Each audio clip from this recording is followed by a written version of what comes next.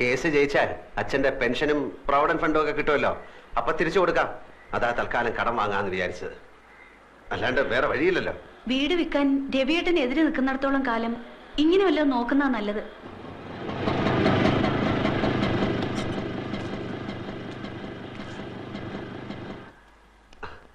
അവരെ കാണുന്നില്ലല്ലോ. 10:30 മണിക്ക് വരാന്ന് പറഞ്ഞ 2 ദിവസം ഞാൻ കുളിക്കുകയോ ഷേവ് ചെയ്യുകയോ ഒക്കെ ചെയ്തു. അതിനെന്താ, ചേട്ടൻ ഇവിടെ കുളിക്കാലോ.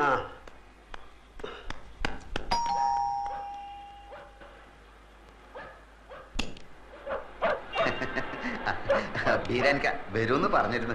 വരൂ വരൂ, ചേട്ടൻ ഇപ്പൊ കുളിക്കാൻ കയറിയതേ ഉള്ളൂ. ഇത്ര നേരം കാത്തിരുന്നു. ഇരിക്കൂ. രവീന്ദ്രനാഥ് മിസ്സിസ് ആണല്ലേ? അതെ ചേട്ടാ, ദേ കാശിന്റെ ആൾക്കാർ വന്നു.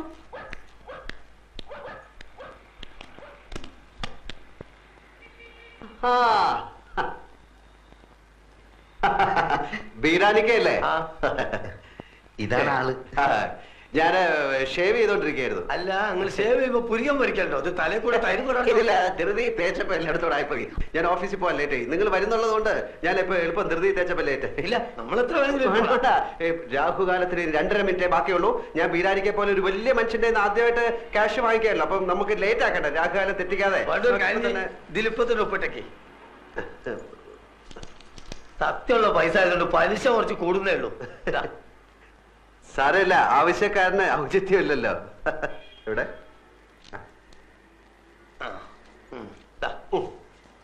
ഇതിലൊരു 40 ഉറുപ്പ്യയുടെ കുറവുണ്ടാവും. കാരണം ഞാൻ ഓട്ടോറിക്ഷ എടുത്ത് വന്നാണ് ഇങ്ങോട്ട്, അതിന് കൊടുത്ത്. നിങ്ങൾ ആവശ്യത്തിന് സാരമില്ല, ഞങ്ങൾ ആദ്യമായിട്ടാണ് അന്യനായ ഒരാളുടെ കയ്യിൽ നിന്ന് പൈസ കടം വാങ്ങിക്കുന്നല്ലേ. ഞാനും ആദ്യമായിട്ടാണ് ഇത്ര വലിയൊരു എമൗണ്ട് കടന്നു കൊടുക്കണേ.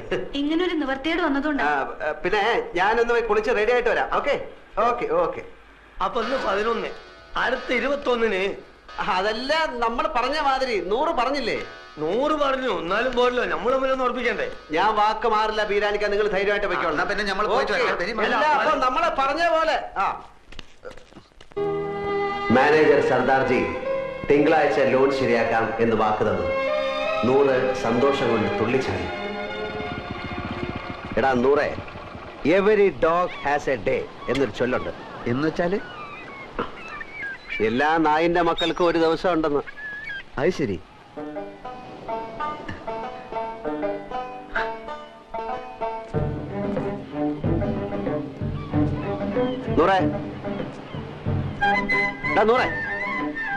ഉപദ്രവിക്കല്ലേ, ഞമ്മളൊരു കിനാവ് കാണാണ്. പണമില്ലാത്ത ഒരു കിനാവ് കാണാൻ പാടില്ല എന്നാ പറയാ. ഞമ്മളിൽ ഇപ്പൊ പണമുണ്ടല്ലോ, ഞമ്മളും കാണട്ടെ ഒരു കിനാവ്. വലിയ നിധി കിട്ടിയവൻ കാണുന്ന ഒരു കിനാവ്, കിനാവ് കിനാവ്. വലിയ പാദുഷമാര് കാണുന്ന ഒരു കിനാവ്, കിനാവ് കിനാവ്.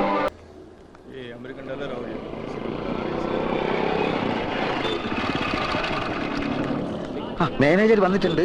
ഞാൻ ചോദിച്ചു, ഇനി പറഞ്ഞ പോലെ ഒന്നല്ല, ആള് ഭയങ്കര ചൂടന, എല്ലാരും ഇട്ട് ചാടിക്കുന്ന കണ്ടു. എടാ അതൊക്കെ ബാങ്കിലെ എന്നോട് വലിയ കാര്യമാണ്. നീ വാ, ഞാൻ കാണിച്ചു തരാം.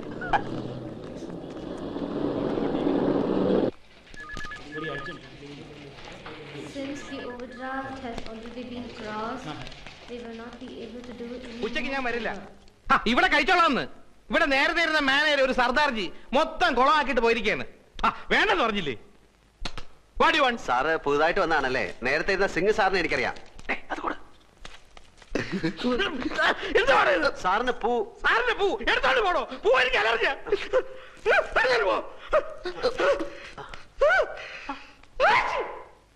സർ, ഞാനൊരു ലോണിന് അപ്ലൈ ചെയ്തിരുന്നു 2 വർഷത്തേക്ക്. ഒരു കടയെടുത്തിട്ട് വരാമെങ്കിൽ ഉടനെ ലോൺ തരാന്ന് പറഞ്ഞു. സിംഗ് മാനേജർ.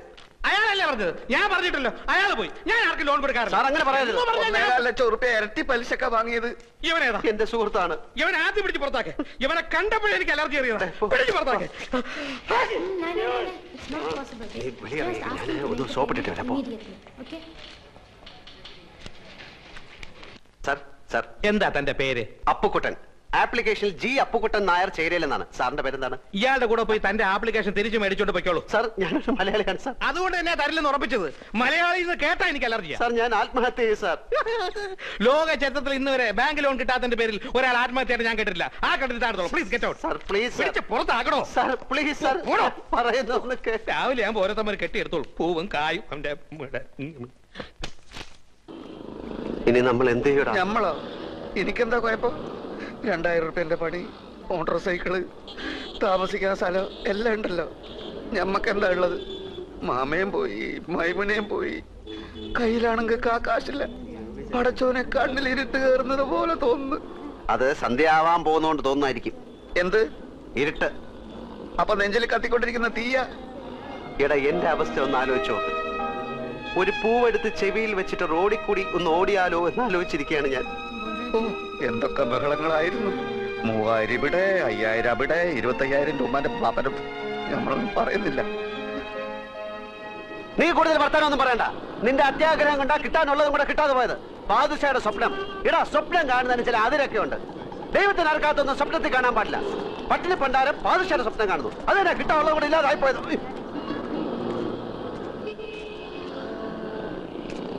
എടോ, എന്റെ വണ്ടി നമ്പർ ട്രാഫിക്കാരൻ കുറിച്ചെടുത്തോണ്ട് പോകുന്നു. ഇതിന്റെ കുറ്റി പറയല്ല. അവിടെ ഇവിടെ വണ്ടി വെച്ച് കഴിഞ്ഞാല് ട്രെയിൻ വന്ന് എടുത്തോണ്ട് പോകും.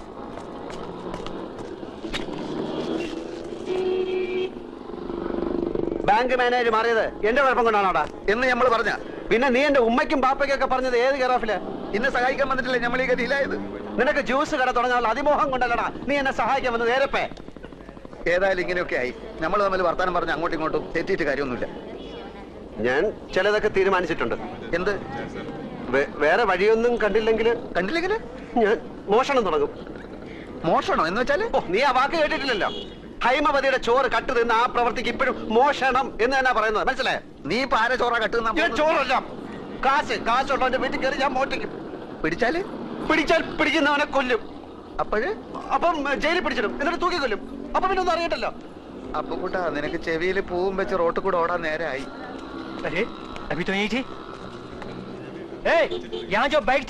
അതെടുത്ത് അപ്പുറത്ത് മാറ്റി വെച്ചിട്ടുണ്ട്.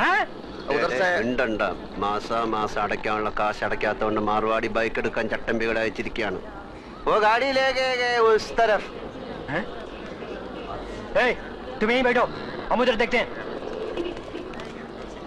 അവന്മാർക്ക് നിന്നെ കണ്ടിട്ട് മനസ്സിലായില്ല. മാർവാടിയല്ലേ എന്നെ കണ്ടിട്ടുള്ളൂ, ചട്ടമ്പികൾ എന്നെ കണ്ടിട്ടില്ലല്ലോ. തൽക്കാലം ബൈക്ക് വിട്ടിരിക്കട്ടെ, നോക്ക് പിന്നെ എടുക്കാൻ.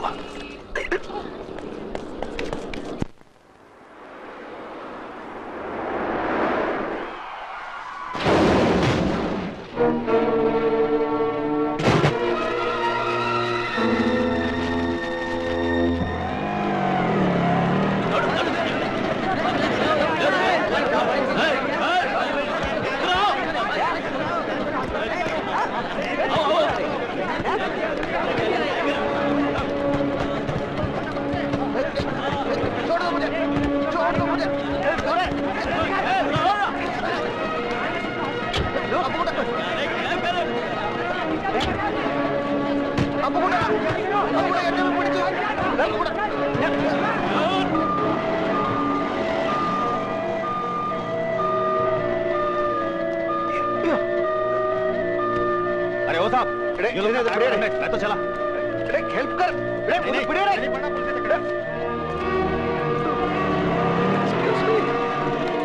Please help me. अभी रुकिए, हम इमरजेंसी को इन्फॉर्म करते हैं। हेलो,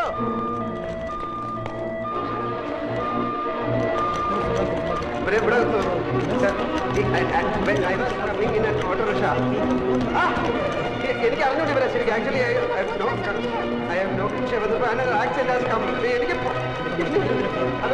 എനിക്കെന്തോ പോകണം.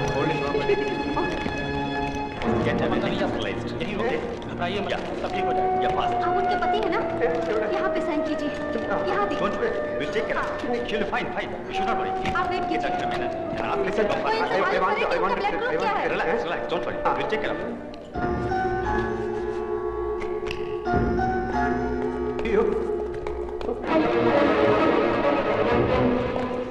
ये है जनरल वार्ड.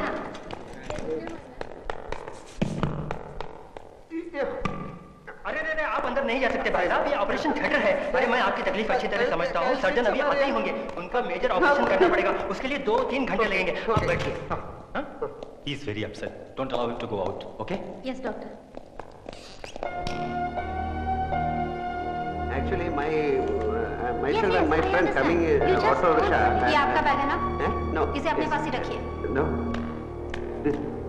എമർജൻസി സർജറി എന്ന് പറഞ്ഞ് ഹോസ്പിറ്റലിൽ വന്നപ്പോഴാണ് എനിക്ക് ആളെ മനസ്സിലായത്.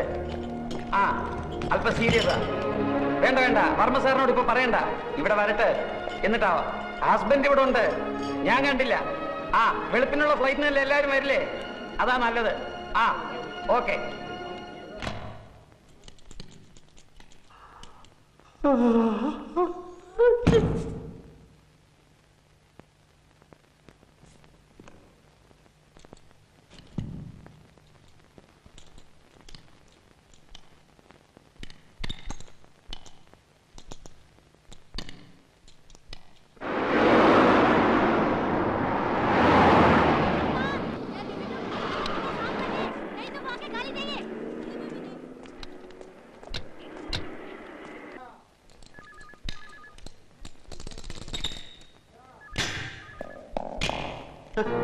ചന്ദ്രികയുടെ അടുത്തിരിക്കുകയായിരുന്നു ഞാൻ, ബോധം തെളിയുന്നവരെ. ആ സാർ, ഞാൻ ആക്ച്വലി സാർ ഞാൻ ചന്ദ്രികയുടെ വീട്ടിൽ നിന്ന് എല്ലാവരും വന്നിട്ടുണ്ട്. സാർ, ഞാൻ എല്ലാം തുറന്ന് പറയുന്നു. ഒന്നും പറയണ്ട, കഴിഞ്ഞു, ഒക്കെ കഴിഞ്ഞു. വർമ്മ സാർ ആകെ തകർന്നിരിക്കുക. ഒന്നും പറഞ്ഞവരെ ഞാൻ അവരുടെ അടുത്ത് എന്ത് ചെയ്തു? ഞാൻ പറയുന്നൊന്ന് കേൾക്കണം സാർ. കുഴപ്പമില്ല, എല്ലാം ഞാൻ അവരോട് പറഞ്ഞു കഴിഞ്ഞു. ആൽഫി ഒന്ന് കാണണമെന്ന് പറഞ്ഞിരിക്കുക.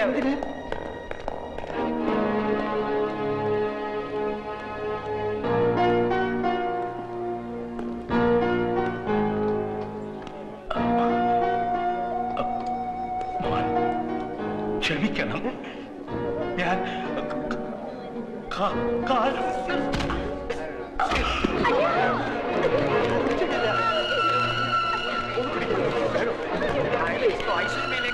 ഓക്സിജൻ തന്നെ.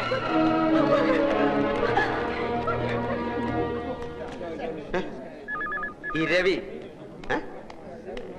ഇരവി കുട്ടിപ്പിള്ള ഡ്രൈവറാ? ഞാൻ അവരുടെ ഡ്രൈവറാ.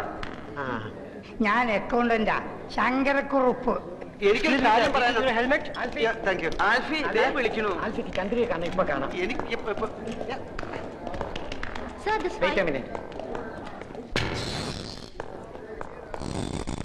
ഇവരുടെ കല്യാണം കഴിഞ്ഞാണോ? കല്യാണം 14-ാം തീയതി പറഞ്ഞേ. ആ. ഇന്ന് തീയതി 18 ആയില്ലേ? അപ്പൊ കഴിഞ്ഞു കാണും. എന്നാ കഴിഞ്ഞു. ഹസ്ബൻഡ് എന്നുള്ള കോളത്തിൽ ആ ഓപ്പറേഷൻ തിയേറ്ററിൽ ഒപ്പിട്ടിരിക്കുന്നത്. ആ, ഇനിയിപ്പോ ഒന്നും ചിന്തിക്കാനില്ല, എല്ലാം കഴിഞ്ഞു. ചന്ദ്രകുഞ്ഞിന്റെ കാര്യം അല്ല ചേട്ടാ, ഒന്നും ചന്ദ്രകുഞ്ഞ് പറയാറായിട്ടില്ല. കൈയും കാലും ഒക്കെ തളർന്നിരിക്കുക. എന്റെ ഭഗവതി, കോടിക്കണക്കിന് സ്വത്തിന്റെ ഒരേ ഒരു അവകാശിയാ. അത് നേരത്തെ ആലോചിക്കണമായിരുന്നു. കോട്ടപ്പുറത്ത് കോവിലകത്ത് സുഖമായിട്ട് കഴിഞ്ഞ ആ കുടുംബത്തിലെ ഒരേ ഒരു അവകാശി, അതിനെ എന്തിനാ ഇപ്പൊ ഇങ്ങോട്ട് പറഞ്ഞേച്ചത്? സാറേ, വർമ്മ സാറിന് ബിസിനസ് മുഴുവനും മോളെ ഏൽപ്പിക്കണം എന്നായിരുന്നു. ഇവിടെയല്ലേ എൻ്റെ ഓഫീസ്. ഇവിടെയാണെങ്കിൽ വലിയൊരു ഗസ്റ്റ് ഹൗസ് ഒഴിഞ്ഞെടുക്കാൻ, അവിടെ താമസിച്ചുകൊണ്ട് ബിസിനസ് പഠിക്കട്ടെ എന്ന് അവർ തീരുമാനിച്ചു. മാനേജിംഗ് ഡയറക്ടറായിട്ട് ഇങ്ങോട്ട് അയച്ചു. ഇവിടെ വന്ന് ഈ നസ്രാണി ചെക്കനെ അങ്ങ് പ്രേമിച്ചു. കല്യാണം കഴിക്കണമെന്ന് നിർബന്ധം പിടിച്ചപ്പോൾ വർമ്മ സാറും കുടുംബവും നാക്കശികാന്ത് എതിർത്തു. ചന്ദ്രക്കുഞ്ഞ് അവനെ കെട്ടിയാൽ പിന്നെ എനിക്ക് ഇങ്ങനെ ഒരു മോളില്ല എന്ന് വരെ മുതലാളി പറഞ്ഞു. പിന്നെ എന്തിനാ എല്ലാരും കൂടി ഇപ്പൊ ഇങ്ങോട്ട് കെട്ടിയായിരുന്നല്ലോ? തലയിൽ വെച്ചാൽ പേനരിക്കും, താഴത്ത് വെച്ചാൽ ഉറുമ്പരിക്കും. അങ്ങനെയല്ലേ ഞങ്ങൾ ആ കുഞ്ഞിനെ വളർത്തിയത്. ഇങ്ങനെ കിടക്കുന്നു എന്ന് കേട്ടാൽ എങ്ങനെയാ ഉള്ളു പടയ്ക്കാണ്ടിരിക്കുക? വർമ്മ സാറിന്റെ കാര്യം പേടിക്കാനൊന്നുമില്ല. ഷോക്കും കുറ്റബോധവും ഒക്കെ കൂടെ ആയപ്പോ വീണുപോയതാ. പ്രഷർ വളരെ കൂടുതലാ. 1-2 ദിവസം കൊണ്ട് നോർമലാകും. അതുവരെ വളരെ സൂക്ഷിക്കണം. മനസ്സിന് ബുദ്ധിമുട്ടുണ്ടാകുന്ന കാര്യങ്ങളൊന്നും ഉണ്ടാകാൻ നിങ്ങൾ വേണം നോക്കാൻ.